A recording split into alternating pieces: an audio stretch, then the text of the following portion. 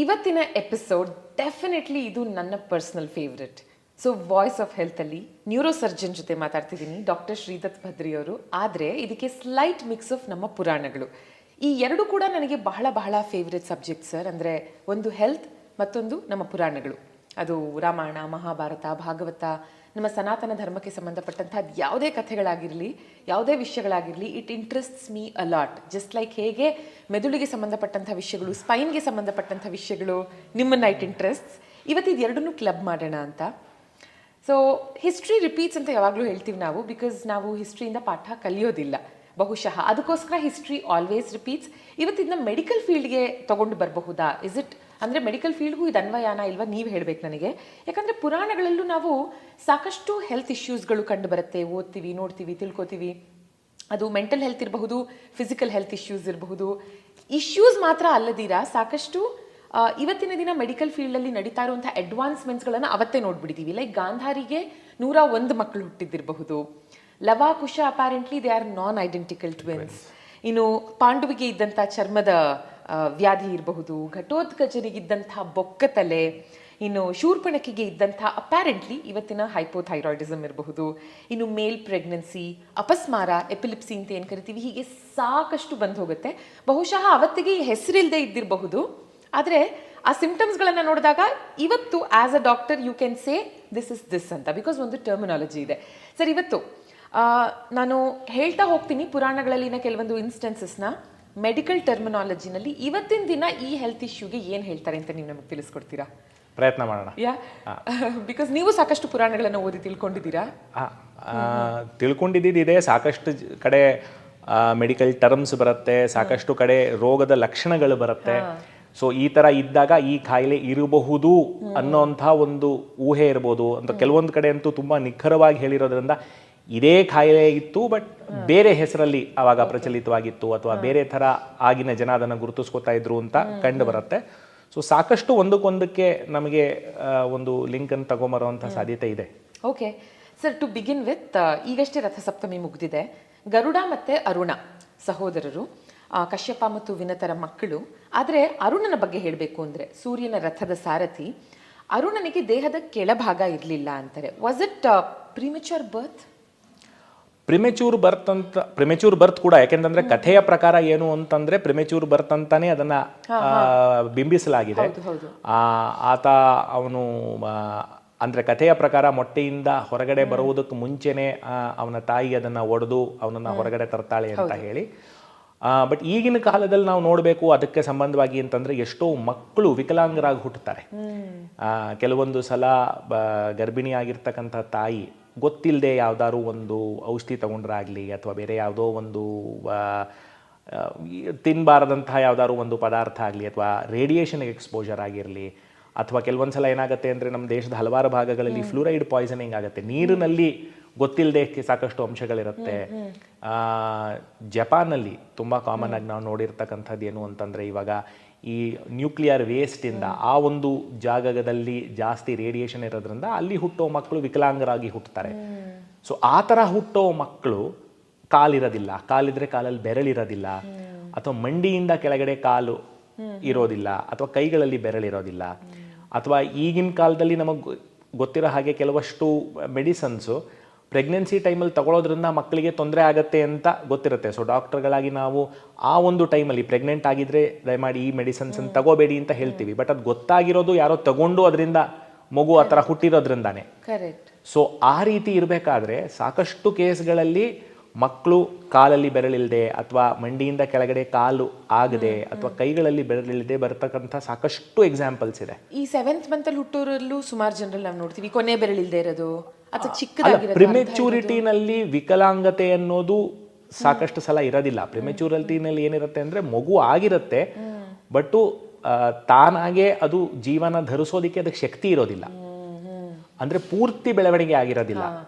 ಅಂದ್ರೆ ಬೆಳವಣಿಗೆ ಅಂದ್ರೆ ಕೈ ಕಾಲು ಕಮ್ಮಿ ಇರುತ್ತೆ. ಈಗ ನಾವೇನು ಅರ್ಥ ಮಾಡ್ಕೋಬೇಕು ಅಂದ್ರೆ, ಒಂದು ಭ್ರೂಣ ಉತ್ಪಾದನೆ ಆಗ್ಬೇಕಾದ್ರೆ ತಲೆ ಮೊದಲು ಬರುತ್ತೆ, ಅದಾದ್ಮೇಲೆ ಹೊಟ್ಟೆ ಬರುತ್ತೆ, ಅದಾದ್ಮೇಲೆ ಕೊನೆಗೆ 8ನೇ 9ನೇ ತಿಂಗಳಲ್ಲಿ ಕಾಲು ಬರುತ್ತೆ, ಆಮೇಲೆ ಮಗು ಹುಟ್ಟುತ್ತೆ ಅನ್ನೋದು ತಪ್ಪು. ಹುಟ್ಟೋ ಮಗು ಪೂರ್ತಿಯಾಗಿ ಉಂಟಾಗಿ ಅದು ಸೈಜಲ್ಲಿ ದೊಡ್ಡದಾಗ್ತಾ ಬರುತ್ತೆ. ಸೊ ಹಾಗಾಗಿ 3ನೇ ತಿಂಗಳಲ್ಲೇ ಕಾಲಿನ ಒಂದು ಏನು ಅಂಗಾಂಗ ಇರುತ್ತೆ, ಕೈನ ಏನು ಅಂಗಾಂಗ ಇರುತ್ತೆ, 2ನೇ ತಿಂಗಳು 3ನೇ ತಿಂಗಳಿಂದನೇ ಅದರದ್ದು ಹೋಗ್ತಾ ಇರುತ್ತೆ. ಎಲ್ಲ ಅಂಗಗಳ ಒಂದು ಡೆವಲಪ್ಮೆಂಟ್ ಏನಿದೆ ಒಂದೇ ಸಮಕ್ಕೆ ಹೋಗ್ತಾ ಇರುತ್ತೆ. ಆಯಾ ಅಂಗಗಳು ಆಯಾ ಟೈಮಲ್ಲಿ ಆ ಒಂದೊಂದೊಂದು ಇದಾಗಿ ಹೋಗ್ತಾ ಇರುತ್ತೆ. ಸೊ ಅದು ಸೀಕ್ವೆನ್ಷಿಯಲ್ ಆಗಿ ಬರುವಂಥದ್ದಲ್ಲ, ಒಂದಾದ್ಮೇಲೆ ಒಂದಲ್ಲ, ಎಲ್ಲ ಒಟ್ಟಿಗೆ ಬೆಳೆಯುವಂಥದ್ದು. ಸೊ ಆ ಬೆಳವಣಿಗೆಯಲ್ಲಿ ತೊಂದರೆ ಆದಾಗ ಆವಾಗ ಈ ಥರ ತೊಂದರೆಗಳು ಬರುವಂಥ ಸಾಧ್ಯತೆ ಇದೆ. ಸೊ ಆ ಕಥೆನಲ್ಲಿ ಪ್ರಿಮೆಚುರಿಟಿ ಅಂತ ಬಿಂಬಿಸಿದ್ರೂ ಕೂಡ ವಿಕಲಾಂಗತೆ ಅನ್ನೋದು ಆಗಿನ ಕಾಲದಲ್ಲಿ ಯಾವ ರೀತಿ ಇತ್ತೋ ಈಗಿನ ಕಾಲದಲ್ಲೂ ಆ ರೀತಿ ಇದೆ. ಸೊ ಆಗಿನ ಕಾಲದಲ್ಲೂ ಮಕ್ಕಳು ಕಾಲು ಅಥವಾ ಕೈಗಳು ಇಲ್ಲದೆ ಹುಟ್ಟಿದಂಥ ಉದಾಹರಣೆಗಳಿದೆ, ಈಗಿನ ಕಾಲದಲ್ಲೂ ಅದಿದೆ.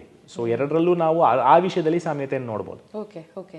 ಆ್ಯಂಡ್ ಇವತ್ತಿನ ದಿನ ಮೋಸ್ಟ್ ಕಾಮನ್ ಆಗಿ ಎಸ್ಪೆಷಲಿ ಗಂಡಸರು ಫೇಸ್ ಮಾಡ್ತಿರೋ ಒಂದು ಇಶ್ಯೂ ಅಂದರೆ ಬೊಕ್ಕತಲೆ.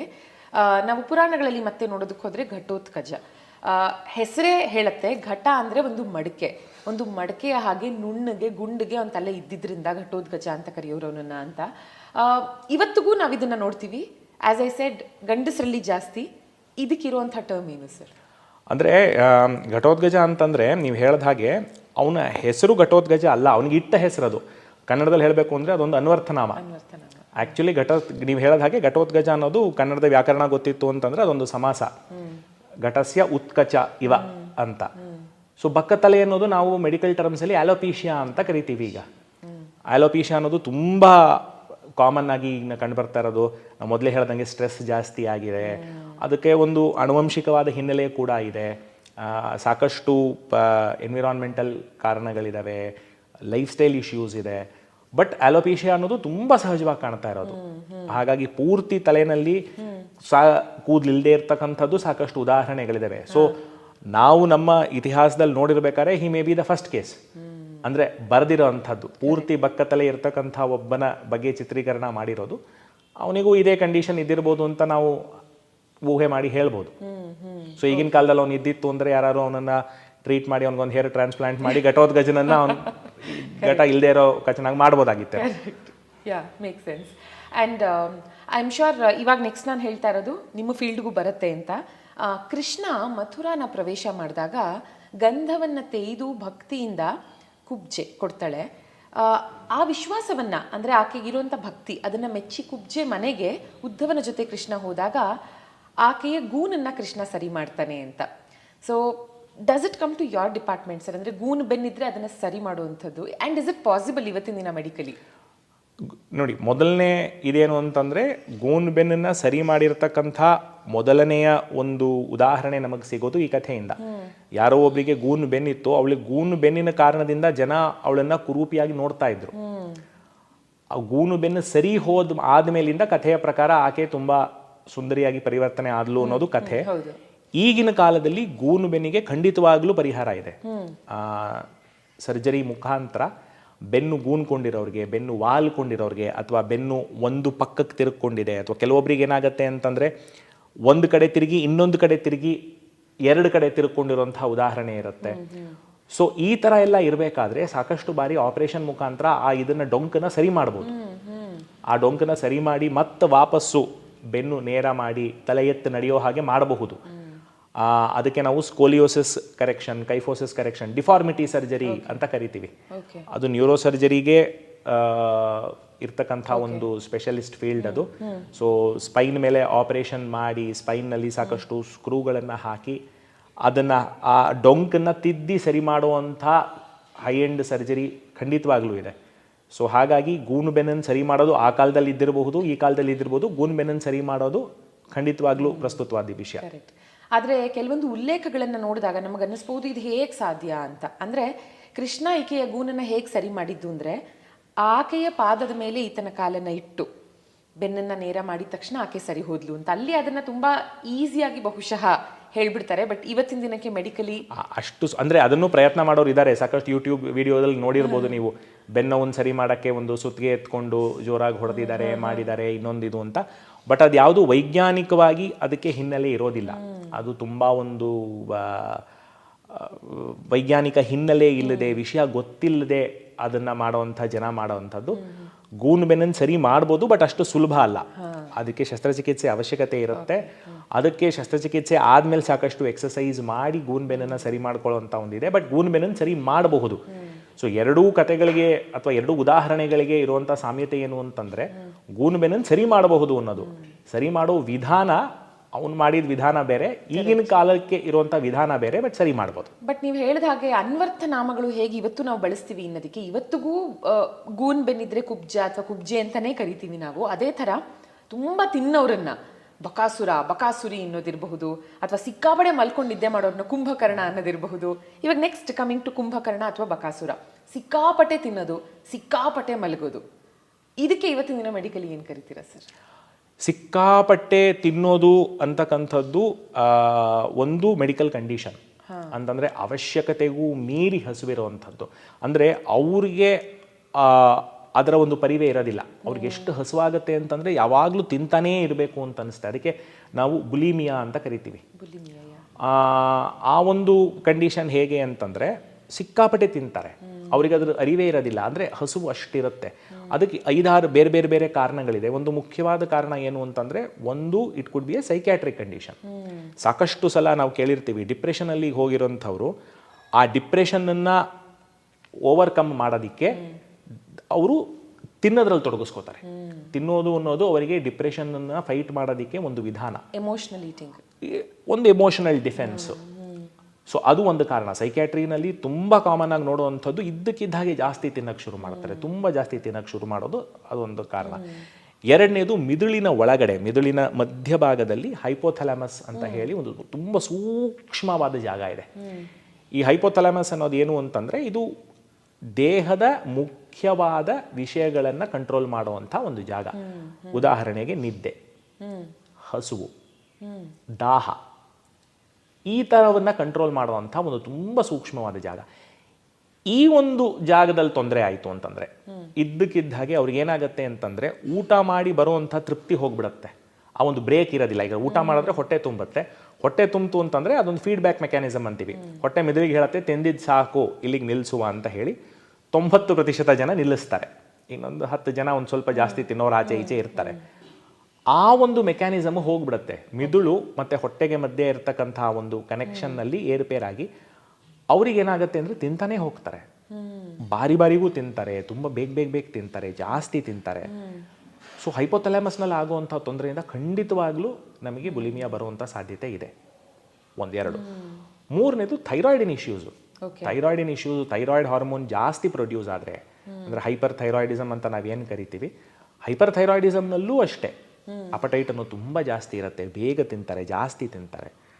ಸೊ ಹಾಗಾಗಿ ಕುಂಭಕರ್ಣಿಗೆ ಅಥವಾ ಬಕಾಸುರನಿಗೆ ಯಾವುದೋ ಈ ರೀತಿಯಾಗಿರ್ತಕ್ಕಂಥ ಒಂದು ತೊಂದರೆ ಇದ್ದಿರಬಹುದು, ಅಥವಾ ಆಗಿನ ವೈದ್ಯಕೀಯ ಶಾಸ್ತ್ರದಲ್ಲಿ ಅದನ್ನು ಈ ರೀತಿ ಬಿಂಬಿಸಿದ್ದಾರೆ. ನಮ್ಮಲ್ಲಿರುವಂಥದ್ದು ಈಗಿನ ಕಾಲದಲ್ಲಿ ಡಾಕ್ಟರ್ ಹತ್ರ ಯಾರು ಒಬ್ಬ ಪೇಷಂಟನ್ನು ಕರ್ಕೊಂಡ್ಬಂದು ತುಂಬ ಜಾಸ್ತಿ ತಿಂತಾ ಇದ್ದಾರೆ, ತುಂಬ ಬೇಗ ತಿಂತಾ ಇದ್ದಾರೆ, ಸಿಕ್ಕಾಪಟ್ಟೆ ತಿಂತಾ ಇದ್ದಾರೆ ಅಂತಂದರೆ ಅದನ್ನು ತಪಾಸಣೆ ಮಾಡೋದು ಕಡ್ಡಾಯ. ಏನೋ ತೊಂದರೆ ಇದೆ, ಎಲ್ಲೋ ಏನೋ ಪ್ರಾಬ್ಲಮ್ ಆಗಿದೆ, ಮಿದುಳಿನಲ್ಲಾಗಲಿ, ಹೊಟ್ಟೆನಲ್ಲಾಗಲಿ, ಅಥವಾ ಹಾರ್ಮೋನಲ್ ಇಶ್ಯೂಸ್ ಆಗಲಿ, ಯಾವ್ದಾದ್ರು ಒಂದು ತೊಂದರೆ ಇದೆ ಅಂತ. ಸೊ ಹಾಗಾಗಿ ಆ ಉದಾಹರಣೆ ಖಂಡಿತವಾಗ್ಲೂ ಪ್ರಸ್ತುತ.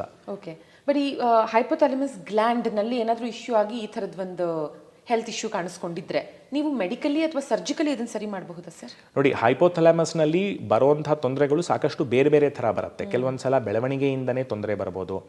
ಕೆಲವೊಂದು ಸಲ ಏನಾಗುತ್ತೆ ಅಂತಂದರೆ ಹೈಪೋಥಾಲಮಸ್ಸಿನ ಕೆಲಸನೇ ನಿಧಾನಕ್ಕೆ ನಿಂತು ಹೋಗ್ಬೋದು, ಅಥವಾ ಯಾವುದಾದ್ರು ಒಂದು ಗೆಡ್ಡೆ ಆಗಿ ಇನ್ನೊಂದಾಗಿ ಹೈಪೋಥಾಲಮಸ್ಸಿನ ಆಸುಪಾಸಿನಲ್ಲಿರೋದ್ರಿಂದ ಹೈಪೋಥಾಲಮಸ್ ಕೆಲಸ ಜಾಸ್ತಿ ಆಗಿಬಿಡ್ಬೋದು, ಅಥವಾ ಮಿದುಳಿಗೆ ಏಟು ಬಿದ್ದು, ಇವಾಗ ಆಕ್ಸಿಡೆಂಟ್ ಆಗುತ್ತೆ, ಸೊ ಆವಾಗ ಮಿದುಳಿಗೆ ಏಟು ಬೀಳೋದ್ರಿಂದ ಹೈಪೋಥಾಲಮಸ್ಸಿನ ಕೆಲಸ ಆಚೆ ಈಚೆ ಹೋಗ್ಬೋದು.